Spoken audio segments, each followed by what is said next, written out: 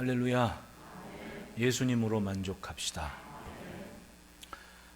코로나 바이러스가 좀처럼 좀 잠잠할 듯 하면서 또 갑자기 서울에서는 또 400 몇 명이 격리되어 있는 상태까지 됐다고 어제. 또 여긴 또 저희 아파트 큰 길 건너편에서 또 그냥 뉴스에 나와버려가지고 아이고 이거 참 조심해야겠다. 아침에 당회를 잠깐 했는데 잠잠할 때까지 이 거리두기를 좀 연장해서 예배도 좀 그렇게 맞춰 조절해야겠다고 그렇게 논의가 됐습니다. 2주 더 우린 또 연장하고, 그래도 가만히 보면 새벽에 오시는 분들은 시간을 조절해가지고 예배는 없어도 기도하는 시간을 이렇게 지키시는 모습 보니까 또 마음이 든든해요. 6시에도 오시고 8시에도 오시고 10시에도 오시고 그냥 오히려 그런 이 개인의 경건 생활을 훈련하는 데는 또 오히려 또 유익된 시간이 아닌가 싶어요. 가만히 보면 안 좋게 생각하면 끝없이 안 좋은 거고, 좋은 걸 또 찾으면 좋은 게 우리 앞엔 항상 있어요. 때문에 생각의 방향이 하루하루를 감사하게 할 수 있다는 것을 생각할 수 있는 시기라고 생각합니다. 한번 따라합시다. 자신의 죄가 가려진 자는 복이 있도다. 다윗이 그렇게 고백을 했어요. 나단 선지자를 만나고 원없이 회개한 다음에 그렇게 고백을 한 거예요. 하나님께서 내 죄를 가려주셨구나. 여러분, 회개한다고 죄가 사라집니까? 착각하지 마세요. 하나님께서 가려주시는 거예요. 예수님으로 옷 입은 우리의 심령과 삶을 하나님께서 더 이상 죄는 기억하지 않으시고 보지 않으시겠다는 거지. 죄진 사람이 자기 죄를 기억하고 있는데 어떻게 죄가 사라지겠습니까? 가만히 봤더니 죄가 사라지는 게 아니었더라는 겁니다. 죄가 가려졌을 뿐이에요.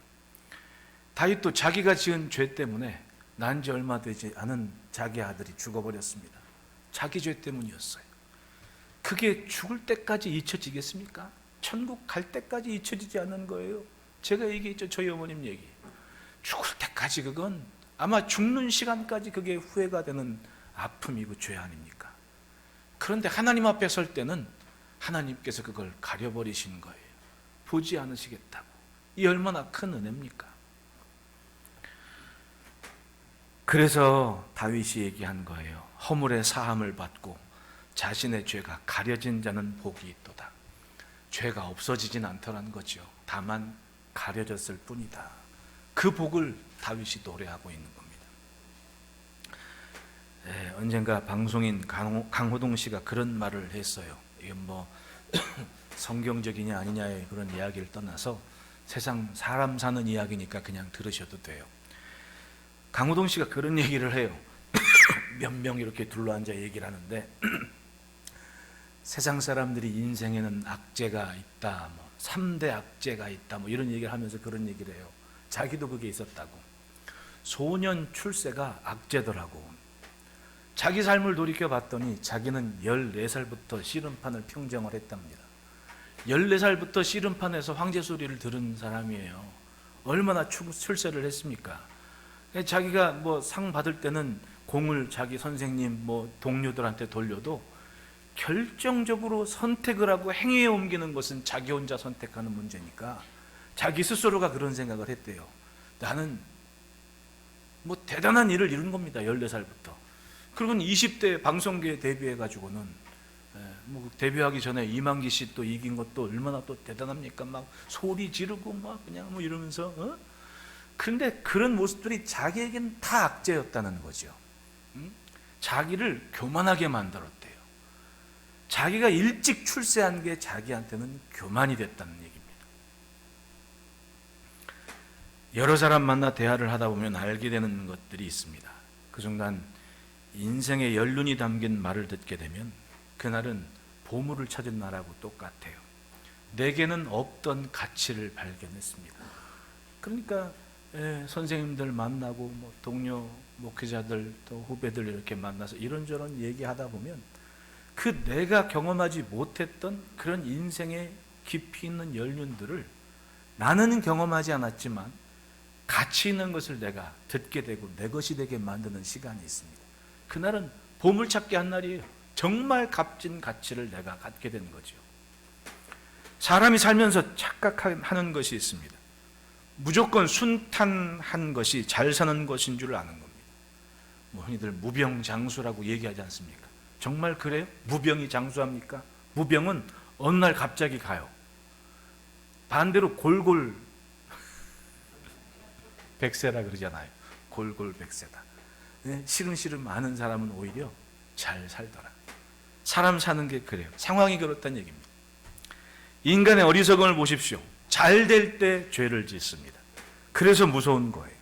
오히려 힘겨운 시간에는 진정한 가치를 발견합니다. 다윗이 광야에서 얼마나 찬송하고 기도하며 마음을 다잡았습니까? 자기가 무덤에 내려가는 자와 같다. 자기가 이미 죽음이 된 상태를 노래하고 있습니다. 그 순간에는 하나님을 놓치지 않았다는 얘기 아닙니까? 그런데 하나님께서 가는 곳마다 이기게 하셨습니다. 승리의 대명사가 됐습니다. 예루살렘의 왕 다윗 그러면 주변 모든 나라들이 두려워 떨만한 대단한 그런 존재가 됐습니다. 그런데 그렇게 된 이후에 오히려 자기는 영혼이 죽을 뻔한 것을 경험을 한 거예요. 그 참담한 심정을 보십시오. 본문 3절 4절에 이렇게 얘기를 해요. 내가 입을 열지 아니할 때 종일 신음함으로 내 뼈가 쇠하였도다. 주의 손이 주야로 나를 누르오니 내 진액이 빠져서 여름 가뭄에 마름같이 되었나이다. 쉽게 말하면 말라 죽을 뻔했다는 거죠. 뭐 했을 때? 자기가 왕으로서 한가하게 그 평안과 평화를 누리며 만끽하고 있는 그때, 부하들 전쟁터에 나와서 죽어라 싸워하고 있는 그때 하루 종일 잠자고 찬바람 살랑살랑 부는 그 시점에 일어나갖고 뒤늦게 밧세바 목욕하는 거 보고 죄를 덜컥 지어버린 겁니다. 가장 평안하고 가장 잘 됐을 때 죄를 지은 거예요. 근데 그것을 1년 넘도록 마음에 품고 살았습니다. 하나님 앞에 말 한마디 못하고 고백하지 않고 알고 있음에도 고백하기를 기다리는 그 하나님의 음성을 외면하고 그저 꾹 눌러 나만 아는 줄 알고 살았더니 오히려 그 시간이 내가 입을 열지 아니할 때 종일 신음함으로 오히려 끙끙 내가 죽겠다는 겁니다. 내가 고백을 하지 않으니 내가 죽겠다는 거예요.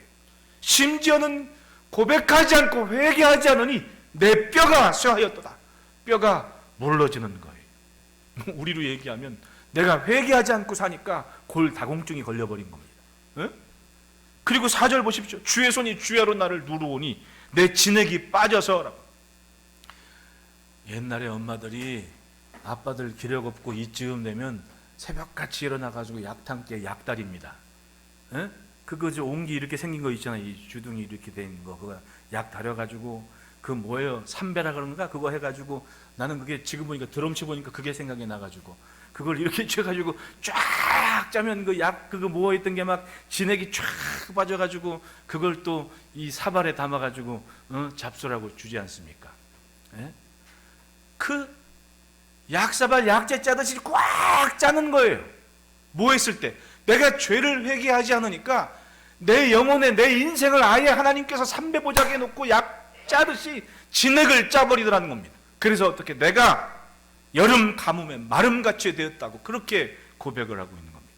말라 죽을 뻔한 겁니다. 뭐 했을 때? 회개하지 않고 버텼더니. 다윗이 밧세바와 간음죄를 지은 후에 회개하면서 지은 시가 바로 이 시예요. 사무엘서를 보면 다윗은 이 죄를 1년여간 감추고 살았습니다. 죄가 무서웠습니다. 죄가 드러난 순간 자신이 쌓은 모든 것이 한순간에 무너질 것 같은 염려와 걱정이 엄습했을 겁니다. 예? 그러니까 여러분 아무리 사람들이 자기 마음대로 살아도 다 성경 속에 살아요. 우리들 옛말에 어른들이 맨날 그러잖아요. 죄 짓고는 못 산다고. 죄 짓고는 못 산다. 딱 성경에 있는 얘기 아니에요. 응? 어디 가겠어? 인생이 다 고만고만하게 사는 거야. 응? 죄 짓고 못 살죠. 그러니까 마음이 막 영혼이 마르고 뼈가 막 무너질 것 같은 그런 두려움 속에 하루하루 살았던 거예요. 충신 우리아가 죽어서, 여러분 전쟁터에서 뼈가 굵은 사람들이 다윗과 함께 전쟁터에서 10년 20년 산 사람들인데 그걸 모르겠어요? 아니 기껏 공성전 벌이고 있는데 요압 장군이 군대를 딱 물리는 겁니다. 그리고 최전방에 우리아 하나만 남은 거예요. 그건 누가 봐도, 아니 전쟁이나 전략을 모르는 우리가 봐도 저건 사람 죽으란 얘기인데 이렇게 할 만한 얘기를 거기서 버젓이 했단 말입니다. 만약 이게 조금이라도 소문날 경우에 다윗의 위치가 어떻게 되겠냐고요. 야, 저 다윗 왕이 하나님 잘 믿고 뭐 어쩌고 저쩌고 하겠는데 좀 새빨간 거짓말이었네, 이런 생각 안 할까요? 그러면 다윗을 향해 충성했던 자기 부하들이나 신하들이 아둘람 굴 속에서 400명 목숨 걸고 장차 비전과 미래를 약속했던 장수들이 그냥 있겠냐고요. 죄는 감춘 순간부터 고통이 됐던 거예요. 시편 31편 10절에 이런 구절이 있습니다. 내 일생을 슬픔으로 보내며 나의 연수를 탄식으로 보내며 내 기력이 나의 죄악 때문에 약하여지며 나의 뼈가 쇠하도소이다. 죄 짓고는 못 사는 거예요. 왜? 일생을 슬픔으로 보내고 연수를 탄식으로 보내며 약해지고 뼈가 쇠하는 그런 삶이 되어버린다 그러지 않습니까? 정말 괴롭고 아팠을 겁니다. 살아있어서 아팠습니다. 그러면서도 회개할 용기가 나지 않아서 자일, 비일, 두려움, 공포 속에 1년여간 지낸 거예요. 그러나 다윗이 머뭇거릴 때 하나님은 다윗을 보고 계셨습니다. 속사람의 방황하는 것을 알고 계셨습니다. 그리고 하나님은 말씀의 자리로 다윗을 부르셨습니다. 나단 선자를 보내서 다윗을 아예 책망했습니다. 마땅히 죽을 자라 한 그 사람이 바로 당신이라고 아예 선언을 해버리셨습니다. 그 말씀을 들었을 때 다행히도 다윗은 자기 자신을 책망했습니다. 말씀을 듣고 정의감이 살아났고 옳고 그른 판단이 세워지고 자신의 죄가 얼마나 흉악한 죄인 줄 깨달았습니다. 그리고 회개한 끝에 감사와 찬송을 하면서 고백한 구절이 본문 1절인 거예요. 허물에 사함을 받고 자신의 죄가 가려진 자는 복이 있도다. 안 들키고 넘어가는 게 복이 아니에요. 선지자 앞에서 온갖 창피를 당했고 눈물 콧물 흘리며 회개하고 용서받은 자가 진정한 복된 자라는 얘기죠. 우리 모두는 분명히 하나님 앞에 서는 날이 있습니다. 그날 우리는 우리를 부끄럽지 않게 하실 것은 바로 예수님의 보혈이에요. 마주보고 인사합시다. 예수 잘 믿읍시다. 그 피가 나의 죄를 씻으셨고 그 피가 나를 덮어주신 거예요. 죄가 없어지진 않았습니다. 가려졌을 뿐이에요. 당당하고 의로울 거 없습니다. 의롭게 여겨주셨기 때문에 의로운 거지 나 스스로 내게서 나온 것은 요만치도 없더라는 거예요. 다만 가려주셨을 뿐이에요. 내 마음이 죄로 인하여 무겁고 아파서 회개했습니다. 회개했다고 죄가 기억이 안 납니까? 회개했다고 내가 남 아프게 한 거 기억 안 나요? 다 남아요. 다 남아요. 다 기억에는 남는 거예요. 잔잔한 호수라고요? 호수에 오리 한번 지나가 보십시오. 뒤에 물살이 쫙 남아요. 그게 없었던 있어요. 내 기억 속엔 반드시 남아 있습니다. 가려지지 않는 거예요. 사라지지 않는 거예요. 다만 가려졌을 뿐이에요. 그래서 은혜라는 겁니다. 로마서 4장 6절로 8절에 사도 바울께서는 이 구절을 인용하면서 이렇게 얘기를 해요. 일한 것이 없이 하나님께 의로 여기심을 받는 사람의 복에 대하여 다윗이 말한 바, 즉 다윗이 그렇게 노래한 것은 죄 용서함 받고 의로워지는 것은 조금도 일한 게 없는 거예요. 인간이. 그 다윗은 분명히 노래했다는 거죠. 어떻게? 불법이 사함을 받고 죄가 가리어짐을 받는 사람들은 복이 있고 주께서 그 죄를 인정하지 아니하실 사람은 복이 있도다함과 같으니라.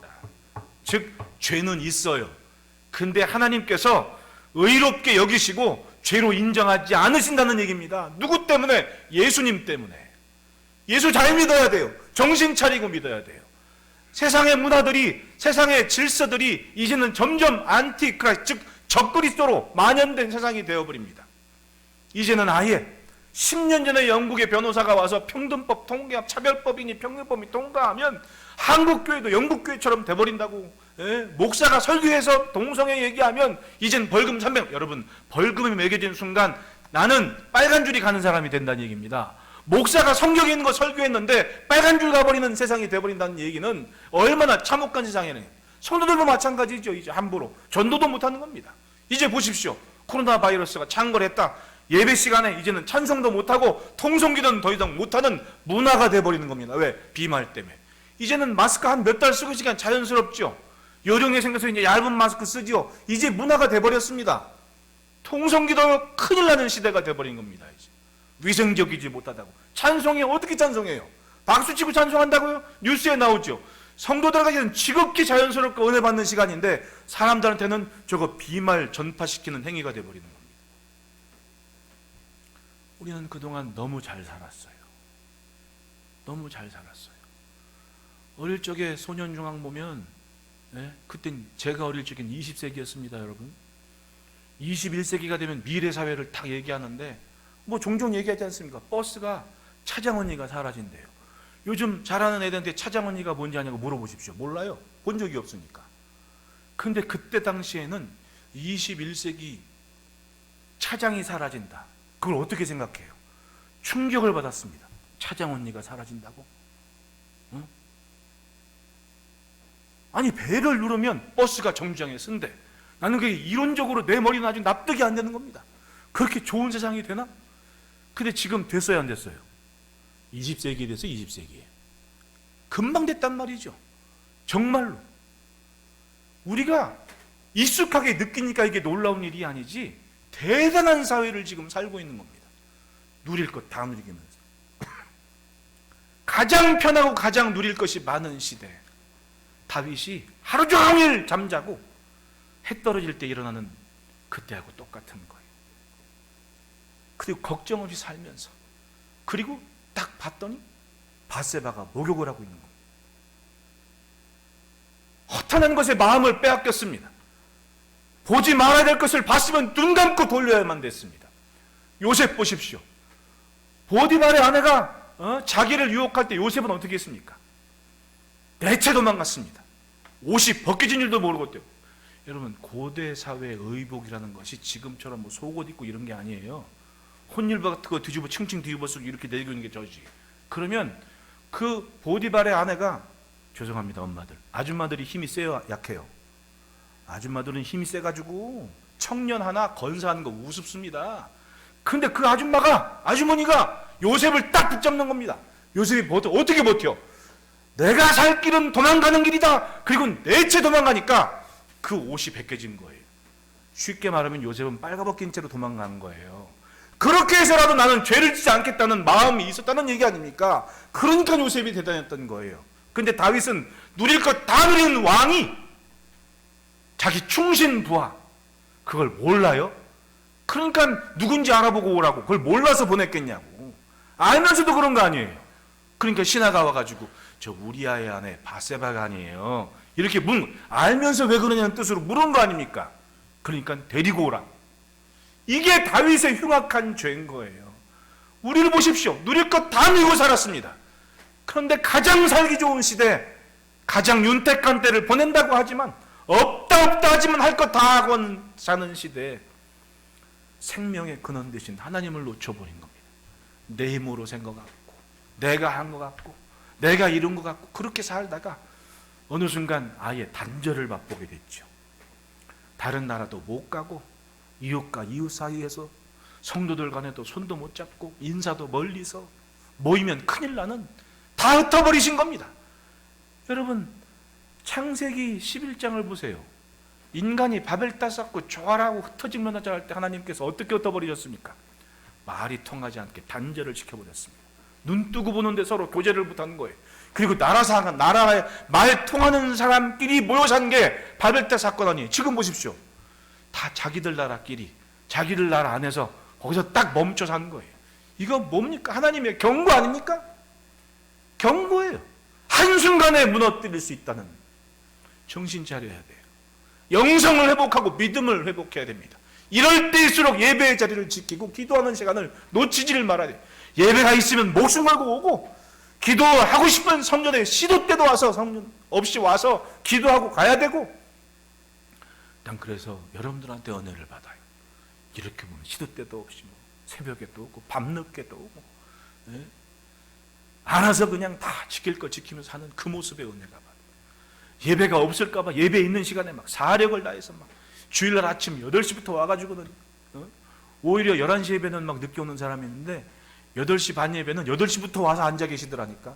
나는 그래서 8시 반 예배는 막 신이 나가지고 나는 시간 제약이 없으면 밤 12시까지도 하겠어. 그냥 설교 시간에 그렇게. 그래서 내가 은혜를 받는 겁니다. 목사도 은혜를 받아요. 아무 공로 없이 죄를 받은 사람들이 우리입니다. 삶을 하나님께 맡기고 하나님 앞에 회개한 사람들. 죄는 감춘다고 가려지지 않습니다. 결국에는 다 드러나게 되어 있습니다. 그러니 회개의 기회도 결국엔 하나님의 사랑이었어요. 얼마나 하나님이 다윗을 사랑하셨는지. 죄로 인해 아프긴 아팠습니다. 왜? 밧세바와 사이에 낳은 아들이 죽어버렸거든요. 낳은 지 얼마 안 된 애가 죄가 있겠습니까? 그 솔직히. 근데 그 애가 뭐 때문에 죽었어요? 아버지 엄마 때문에 죽은 거 아니에요? 그리고 혹시라도 하나님께서 살려주실까? 말씀은 들었지만 마지막 기회를 붙잡고 금식하면서 일주일 동안 기도하면서 눈물로 침상이 떠내려나갈 큰 기도했는데 말씀하신 걸 거두시지 않더라고. 딴 때는 거두시는데 그것만큼은 거두지 않으시더라고. 그리고 나서 애가 죽어버렸습니다. 누구 때문이었어요? 여러분, 하나님은 기억하지 않는다고 하셨지만 다윗은 죽을 때까지 못 잊는 게 그거 아니에요. 용서받아서 그렇게 노래는 해요. 허물의 사함을 받은 자는 복이 있다. 죄가 가려진 자는 복이 있다. 그렇게 감사하고 노래는 하지만 그 아픔이 어떻게 잊혀지겠냐고요. 내 가슴에 있는데. 죄는 없어지지 않아요. 다만 가리워질 뿐이지. 그런데 하나님은 회개한 다윗을 또 얼마나 사랑했는지. 다윗이 다른 아들이 있었어요, 없었어요? 많았어요. 부인이 7이었는데 압살롬도 누가 봐도 장수감이어가지고 왕감이었는데 뭘. 근데 하나님은 굳이 다른 여인과의 사이에서 낳은 자식이 아니라 누구와의 낳은 아들에서 첫 아들 잃은 그 밧세바와의 사이에서 낳은 그 솔로몬 이름을 여디디아라. 하나님의 사랑을 입었다고, 사랑하셨다고 그렇게 증거를 하시면서 굳이 그 솔로몬에게 다윗 뒤를 이어 왕이 되게 하고 그 솔로몬의 손을 통해서 하나님의 성전을 짓게 하지 않습니까? 할렐루야. 참, 이 하나님 사랑이요, 뭘로 표현할 거예요, 여러분? 안다고요? 그거 진짜 교만이에요. 찬송가 304장 보십시오. 하늘을 두루마리 삼고 바다를 먹물 삼아도 하나님의 사랑을 어떻게 쓰겠냐고. 도저히 인간의 상식과 머리는 이해되지 않을 만큼 하나님은 우리를 사랑하시는 하나님이신 거예요. 할렐루야. 그래서 살아있는 다윗이 그렇게 하나님 앞에 노래를 해요. 5절 다 같이 읽어봅시다. 시작.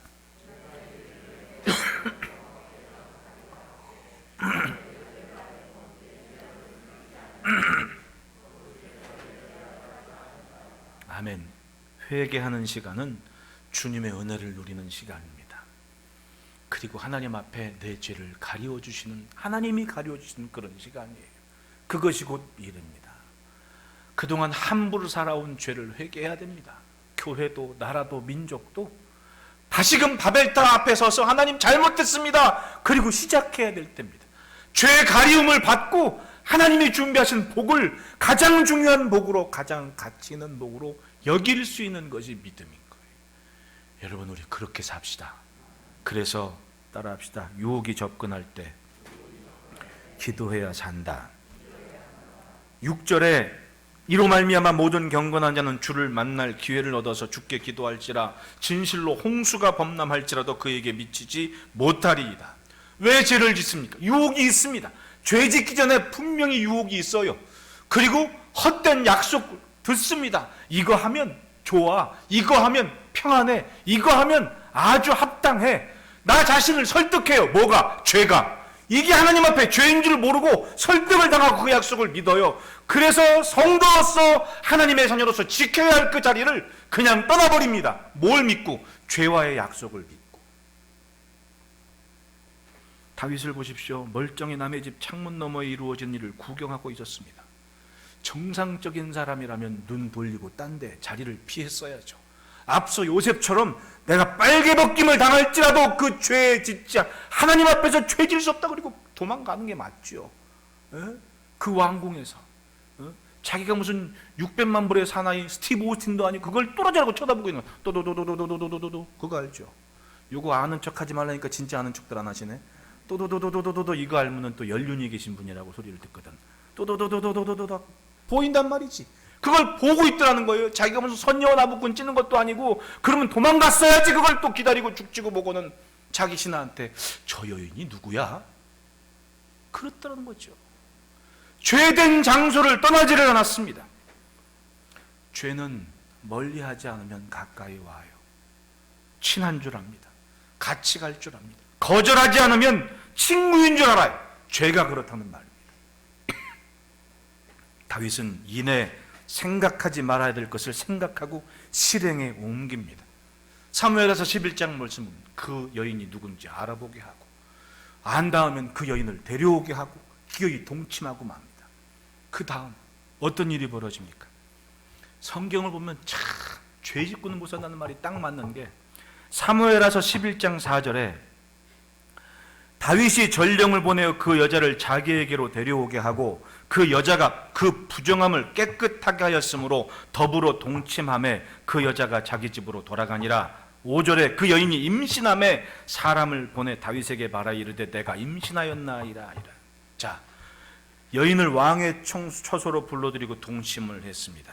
근데 그 여인의 입장에서 보면 부정함을 깨끗하게 하였으므라는 구절이 있어요. 이게 뭐예요?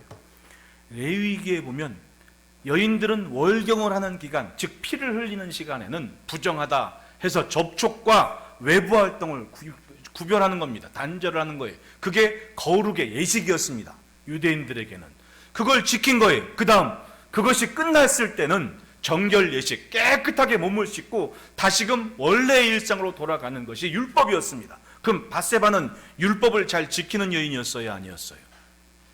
지키는 여인 아닙니까?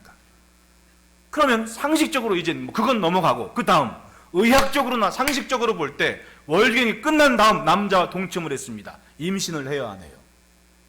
안 해요. 근데 했어요? 안 했어요? 했어요. 죄 짓고는 못 사는 거지. 이게 다윗이 지은 죄라는 겁니다. 안 해야 맞는데 하고 말았어요. 피임이 돼야 되는데 불임이 돼야 되는데 임신을 했단 얘기입니다. 참 신기하죠. 죄 짓고는 못 사는 거예요.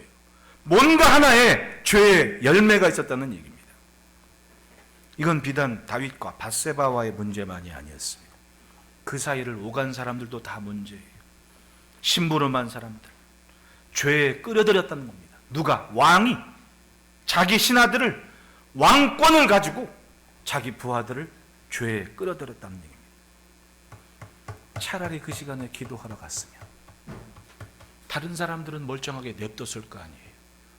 압살롬 쳐들어왔을 때 도망가면서 다윗이 어디로 갔다 그래요?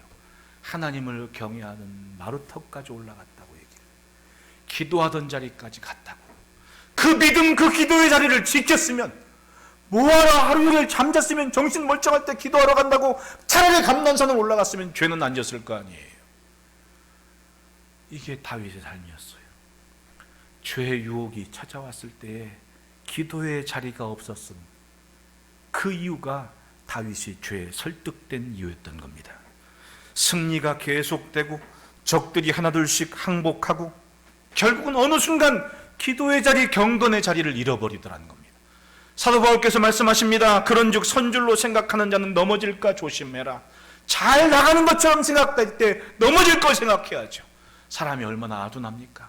힘들고 어려울 때는 하나님이 어려움 좀 끝나게 해주십시오. 평탄하게 해주십시오. 기도 열심히 해요. 그렇게 해서 복이 됐습니다. 바쁘게 됐습니다. 그랬더니 어떻게 돼요? 바빠서 기도할 시간이 없다고. 바빠서 예배를 못 지키겠다고. 바보 아니에요?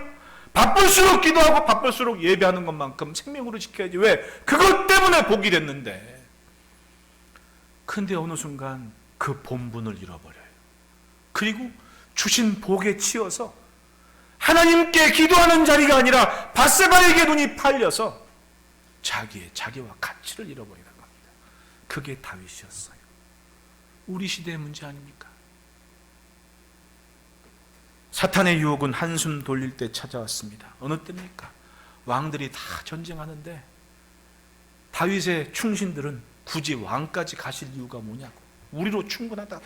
왕궁에 계시라고. 당신 죽으면 우리도 끝장이니까 왕궁에서만 계시라고. 우리가 다 알아서 한다고. 왕들이 출정할 때 왕은 왕궁에서 잠만 자고 있다는 얘기죠. 그만큼 편했습니다. 근데 그 시간이 죄 짓는 시간이에요. 그러나 말씀을 듣고 다시금 은혜를 삼으며 하나님을 붙잡은 다윗은 이렇게 고백하지요. 진실로 홍수가 범람할지라도 그에게 미치지 못하리이다. 할렐루야. 경건한 심령은 살아요. 기도의 자리가 있는 사람은 삽니다. 홍수가 범람할지라도 하나님은 지켜주십니다. 그러니까 유혹이 있을 때 얼른 기도의 자리를 찾아야 돼요. 그렇지 않으면 뼈가 녹아내릴 듯한 괴로움에 빠지고 고민과 걱정에 젖어서 진액이 빠지는 삶이 되어버리는 겁니다. 그러니 기도에 게으르지 말고 기도로 내 영을 지켜냅시다. 둘째로 따라합시다. 고집을 버리고 말씀에 민감하자. 하나님은 선지자를 통해 다윗에게 말씀하시는 그 하나님의 음성을 들려주시는데 8절에 내가 내 갈 길을 가르쳐 보이고 너를 주목하여 훈계하리로다. 9절에 너희는 무지한 말이나 노새같이 되지 말지어다. 그것들은 제갈과 굴레로 단속하지 아니하면 너희에게 가까이 가지 아니하리로다. 여러분, 감동이 있으면 그때그때 순종해야 돼요. 마음에 부딪힘이 있으면 그때그때 회개해야 돼요. 그렇지 않으면 제갈을 물고 고삐를 쥐어 끌고 간다는 얘기입니다. 말이나 노새가 여러분, 일로 와 그러면 이리로 오고 저리 가 저리 갑니까? 이게 아주 그냥 의지가 고다가지고 어지간하면 꿈쩍하네요. 그 여러분 다 아는 얘기입니다. 예전에 저기 뒤에 저 현정이랑 뭐 재혁이랑 제좀 다 갔지만은 광야에 딱 나가는데 팔레스틴 그 저 아랍인 하나가 나귀 데리고 막 그 사람 저 그거 하면서 말 한 번 그 노새 나귀 한 번 태워주고 뭐 1달러 받고 5달러 받고 이런 사람이거든요. 우리한테 와서는 뭐 7달러라 그랬나 5달러라 그랬나 뭐 안 탄다고 그랬더니 애들이 노는 게 정말 예뻐가지고 그 애들 태워서 사진 찍으래 가지고 현정이도 타고 뭐 애 타고 사진 찍었거든요. 그거 타면 안 움직여요. 끄떡하네요. 그냥 딱 뻗치고.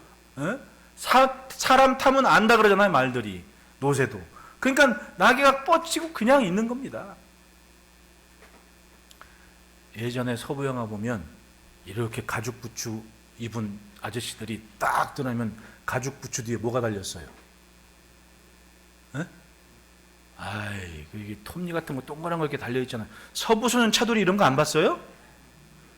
그 뒤에 가죽짝 그 뒤에 이렇게 쇠뭉충이 이렇게 해가지고 뾰족한 거 이렇게 삐리링 돌아가잖아요. 총 빡 쏘면 빗 맞으면 그게 삐리링 돌아가 막 그 뾰족한 게 뭐 때문에 있는 거예요, 여러분? 어지간하면 말이 안 움직여가지고 뾰족한 거는 말 공둥이를 빵 쳐야 말이 움직이거든요.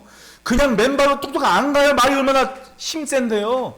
몇 톤 그러잖아요. 마력하잖아요, 마력. 그러니까 그 뾰족한 걸로 푹 찔러야 말이 움직이는 만큼 말을 안 들어요. 왜 그게 제갈을 물립니까? 딱딱한 제갈을 입에 물리고 가죽 끈으로 확 묶어놔가지고 고삐를 딱 만들어서 왼쪽을 당기면 말이 어느 쪽으로 가요? 안 타보셨구나. 왼쪽을 당기면 말이 왼쪽으로 가요. 오른쪽 고삐를 당기면 말이 오른쪽으로 가요. 그리고 쇠톱니로 엉덩이를 꽝 차면 말이 앞으로 뛰어가요. 아파가지고. 왜? 다 아프니까 말 듣는 거야, 그게. 왼쪽을 당기고 하고 끌려가고 오른쪽이고 하고 가고 아프니까 말을 듣는 거예요. 하나님께서 그러시는 거 아닙니까? 너희는 무지한 말인 노새같이 되지 말지어다. 그 말은 뭐예요? 제갈 물리기 전에 자라라고. 아픔을 겪기 전에 정신 차리라고. 그 말씀하고 있는 거예요. 매 맞고 정신 차리기보다 말씀으로 자기의 길을 비출 때 그 길을 가야죠. 다윗 보십시오. 자기 욕심 때문에 자기 체면 때문에 죄를 숨기려 하다가 애꿎은 한 생명이 죽었습니다. 그것도 앓다가 진즉에 회개했으면 그런 일은 없을 거 아니냐고. 진즉에 기도의 자리를 지켰으면 그런 일은 아예 없을 거 아니냐고. 후회한들 뭐합니까? 고스란히 내가 죽을 때까지 품어야 할 아픔이고 고통이 되어버린 거예요. 하나님은 분명히 말씀하셨습니다. 에덴 동산을 생각해 보십시오. 창세기 2장 9절 말씀에 여호와 하나님이 그 땅에서 보기에 아름답고 먹기에 좋은 나무가 나게 하시니 동산 가운데에는 생명나무와 선악을 알게 하는 나무도 있더라. 보기에 아름답고 먹기에 좋은 나무가 천지에 깔려 있습니다. 창세기 2장 16절 17절에 여호와 하나님이 그 사람에게 명하이르되 동산 각종 나무의 열매는 내가 임의로 먹되 선악을 알게 하는 나무의 열매는 먹지 말라. 내가 먹는 날에는 반드시 죽으리라 하시니라. 즉 말씀을 순종하지 않으면 반드시 죽는다는 것이 선악을 알게 하는 나무 앞에 선 인간의 모습이었던 거예요. 살면서 하나님의 것을 누리는 인생은 순종하는 인생입니다. 죽음에 이른 인생은 불순종하는 인생이에요. 따르지 않아 인생이 죄인이 되어버린 겁니다. 그것이 이 땅의 모습 아니겠냐고. 교회가 없어서 예수를 못 믿습니까? 말씀이 안 들려서 하나님 말씀 순종하지 못합니까? 지금은요 홍수 시대예요. TV 앞에서도 하루 종일 말씀이 들립니다. 주일마다 온 동네 교회 십자가 아래는 훌륭하신 목사님들이 열심히 말씀을 증거하십니다. 없어서 못 믿습니까? 안 들려서 순종을 못합니까? 들려요. 그런데 인간의 교만은 하나님을 붙잡지 않는 시대가 되어버린 겁니다. 그렇게 되어버린 거예요. 삶의 경계는 분명히 있습니다. 그것을 무시하고 마음에 두지 않아서 문제입니다. 여러분 고집을 버리고 말씀을 붙잡으시기를 축원합니다. 말씀 앞에서는 고집을 버려야 돼요. 성공한 자리에 선 왕이 어느 날 사무엘 선지자 아래 함께 미래를 꿈겨 말씀을 들었던 동료이기도 했던 나단 선지자 앞에서 하나님의 말씀을 듣습니다. 그 말씀에 자신은 죽을 죄를 가진 죄인인 것을 깨닫고 왕임에도 불구하고 탄식하며 고백을 합니다. 내가 여호와께 죄를 범하였노라. 이 상황은 다윗이 근 1년 넘도록 마음에 진짜 진액이 빠지고 뼈가 무너질 것 같은 고통 속에서 노임을 받는 그런 생명의 거듭남의 시간이었던 거예요. 내가 여호와께 죄를 범하였노라. 말씀에 부딪힘이 있을 때 버티면 바보예요. 하나님의 말씀 붙잡고 회개하는 것이 가장 큰 생명길입니다. 그래서 셋째 따라합시다. 신뢰하는 자는 은혜를 누린다. 10절 다 같이 읽습니다. 시작. 악인에게는 숨기며 살 때는 은혜에서 멀어졌습니다. 뼈가 녹고 생명이 멀었습니다. 슬픔만 있고 하나님 앞에서 멀어진 삶을 살았습니다. 그러니 살아있지만 매일매일 죽은 것 같은 삶이었어요. 우리를 보십시오. 열심히 기도하고 은혜 받아서 3배 번창, 승진, 사업의 번창, 얼마나 많은 복을 10년 어간에 하나님께서 나도 모르는 사이에 역사하시는 것을 경험을 합니다. 세상을 보십시오. 순식간에 세계에서 우뚝 설 만큼 괄목할 만한 성장의 성장을 거듭한 대한민국이 됐습니다. 세계 속에. 그건 제가 알아요. 2002년도에 처음 여권 만들어서 해외 나갔더니 이스라엘 입국하는데 태국 그 노무자들 틈바구니에 나를 세우더라고. 우리나라 여권이 그 정도 취급받은 거예요.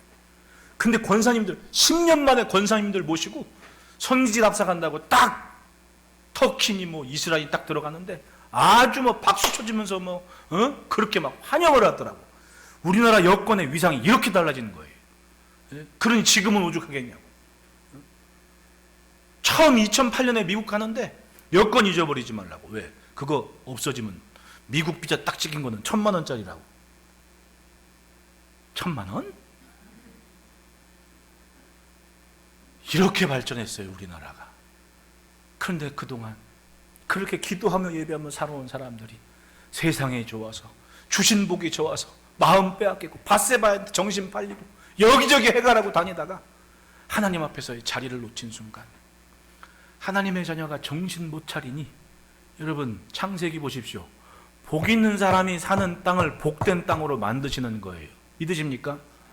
그럼 복 있는 사람은 복 있는 사람의 자리를 지킨 책임이 있는 겁니다. 정신줄 놓으니까 세상에 어려움이 오네. 예, 옛날에 차에 한 장 써붙이고 다니는 거예요. 그 사람들 딴 동네 사람들이면 내 탓이오, 내 탓이오. 자, 가슴 치면서 한번 합시다. 내 탓이오. 시작. 안 한 사람 7명 계시는데 다시 한번 시작. 내 탓이라니까. 다른 게 아니에요. 내 탓이야. 그걸 알아야 돼. 말씀을 들으니 살아날 것 같고 살았습니다. 그리고 뒷일은 이젠 중요하지 않아. 지금 내 영이 사는 게 중요한 거예요. 내 영이 하나님 앞에 선 것이 정말 감사했습니다.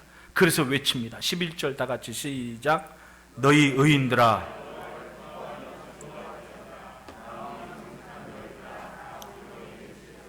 아멘. 여호와께서 당신의 죄를 사하셨나니 당신이 죽지 아니하려니와 라는 음성을 선지자 나단의 음성을 통해 들었습니다. 회개하기 전에는 기대하지 못했던 시간이 은혜로 찾아오게 됩니다. 그래서 감사하고 기뻤던 거예요. 시편 52편 8절 9절은 그 심정을 이렇게 얘기합니다. 내게 즐겁고 기쁜 소리를 들려주시사 주께서 꺾으신 뼈들로 즐거워하게 하셔서 주의 얼굴을 내 죄에서 돌이키시고 내 모든 죄악을 지워주소서라고 하나님을 노래하며 기대하며 찬송할 수 있었던 거예요. 여러분, 우리가 하나님을 기뻐하는 것을 보십시오. 하나님은 하나님을 붙잡는 인생을 외면치 않으십니다. 시편 30편 5절에 말씀합니다. 그의 노염은 잠깐이요 그의 은총은 평생이로다. 저녁에는 울음이 깃들일지라도 아침에는 기쁨이 오리로다. 보세요. 오늘 우리가 회개한 죄는 하나님은 덮어버리시고 기억하지 않으신다 그래요. 죄가 없어진 것은 아니에요. 다만 하나님 앞에서 가리워졌을 뿐이에요. 예수님으로 옷 입어서 보지 않으셨을 뿐이에요. 십자가 종각 바꿨습니다. 하얀 빛으로 다 상징하는 게 있어요. 제단의 하얀 불빛, 예수님의 부활의 불빛 되어 이 땅을 밝히는 새로운 사명을 다시금 각인시키는 시간이라고 저는 그렇게 생각을 해요. 그 십자가 보십시오. 피 흘리심으로 우리의 죄를 씻어서 주님이 우리의 옷이 되어 주신 겁니다. 그리고 딱 주님으로 옷 입으니까 그 옷이 가리워져서 죄가 안 보일 뿐 하나님은 아세요. 그렇지만 의롭게 여겨주시는 겁니다. 예수님 때문에. 그게 지금 우리의 삶이에요. 그 삶을 지켜야만 됩니다. 그래서 다윗은 얘기해요. 1절 다 같이 다시 한번 시작. 아멘. 하나님께서 가려주신 겁니다. 우리가 회개한 죄를 하나님이 덮어버리셨습니다. 더 이상 악인의 조롱거리가 되지 않도록 하나님이 가리워 주셨습니다. 그럼 여러분, 세상에 있다고 둔해지지 말고 민감한 영으로 믿음을 지켜냅시다. 감각이 무뎌지면 안 돼요. 다 이루고 살아요. 천만에요. 하나님을 붙잡고 놓치지 말아야 됩니다. 영혼의 가치가 무엇인지 그걸 꼭 붙잡아야 됩니다. 하나님 앞에 민감한 영으로 삽시다. 세상의 유혹과 시련 앞에 물들지 말고 정직한 영으로 하나님을 노래하며 삽시다. 그러면 그 사람들은, 자 6절 다시 한번 시작. 이로 말미암아 모든 경건한 자는 주께 기도할지라. 아멘. 다시금 기도의 자리를 지키십시오. 스스로의 경건의 시간을 꼭 지켜내십시오. 아침이 됐건 깊은 밤이건 교회 문은 항상 열립니다. 그 기도의 자리, 그러면 진실로 홍수가 범람할지라도 그에게 비치지 못하리이다. 할렐루야. 여러분, 그로 인하여 즐거운 삶이 되시기를 축복합니다. 기도하겠습니다.